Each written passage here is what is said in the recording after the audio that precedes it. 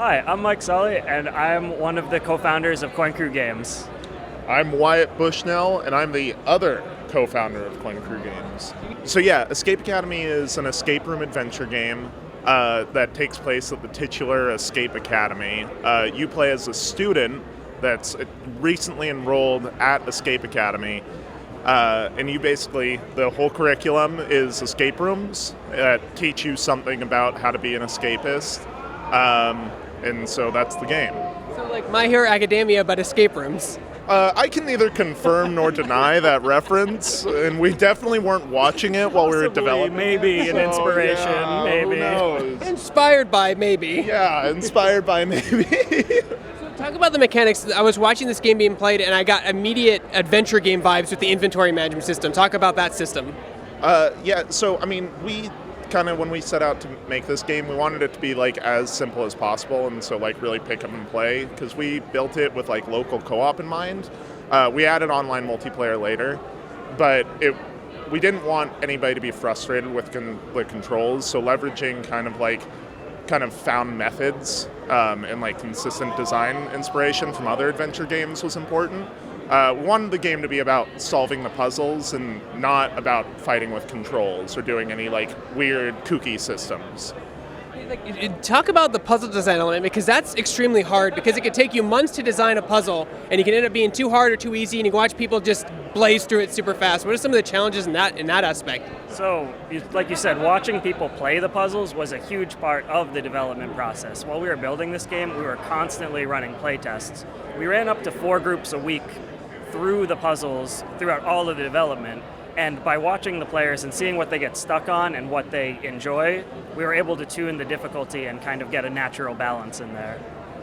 So how many escape rooms do you have? Like, is it just one big, like a series of rooms, or is it like different environments? Talk about what we'll be exploring in your game. Yeah, so it's over a dozen rooms in the game.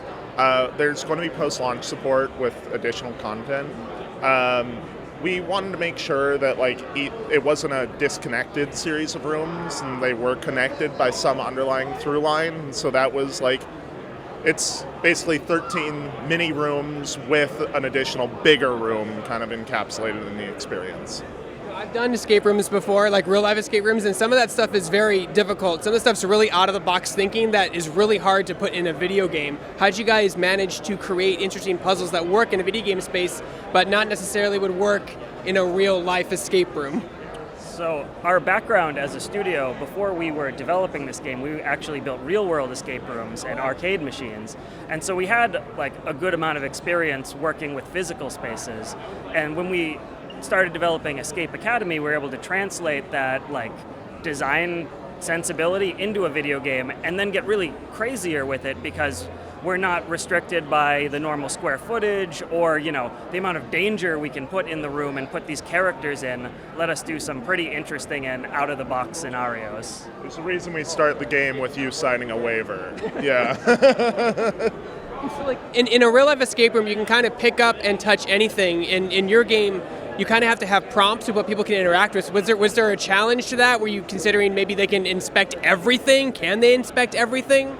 I think like we looked at escape rooms, and we wanted to make sure that we like, while we were like inspired by traditional escape rooms, wanted to make sure that we took out some of the things that we didn't think were particularly fun.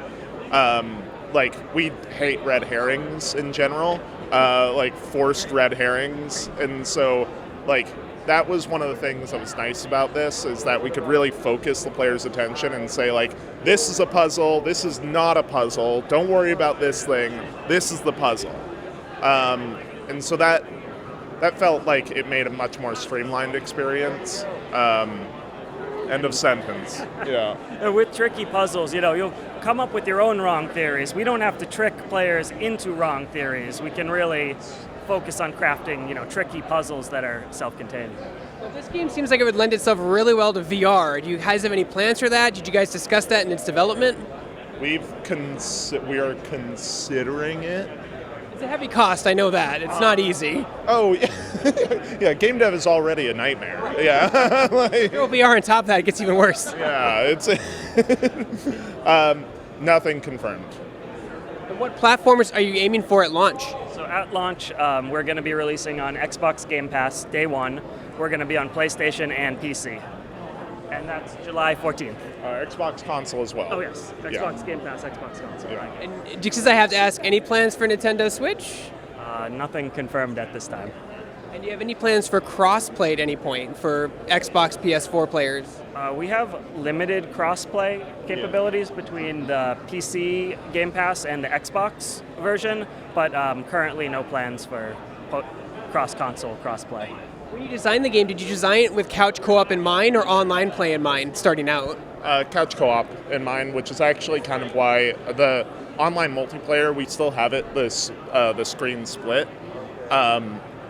And the reason was we wanted a consistent design through line so that we could deliver that couch co-op experience and the online multiplayer experience wouldn't be as different. So yes, couch co-op first.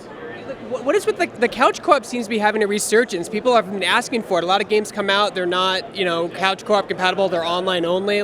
That's why do you think it's coming back so ravenously? I think we've all been trapped on our couches for a long time, and the development cycle. I mean, when we started this game, we were both locked down, and we were looking for some local co-op escape room games, and we couldn't find that. And so we started making it, and I'm guessing a lot of other developers probably had similar experiences looking for couch co-op things that they could play. And I just think it's a great time for couch co-op games right now. I think it's also kind of the nature of games right now. It's a big reason why I play games is connecting with another person immediately. And so I feel like couch co-op does that in a really novel and fun way. End of sentence. I like that. End of sentence. Period. No ambiguity. Yeah. So guys, where can people find out more information about Escape Academy, and where can they go to support your game? You can follow us on Twitter at CoinCrewGames, or you can wishlist us on Steam, which would be better. That helps tremendously for people out there watching this. Wishlisting their game helps the devs tremendously, so do that. It's like a vote of confidence. We check our wishlist numbers every day, so help us hit a high score.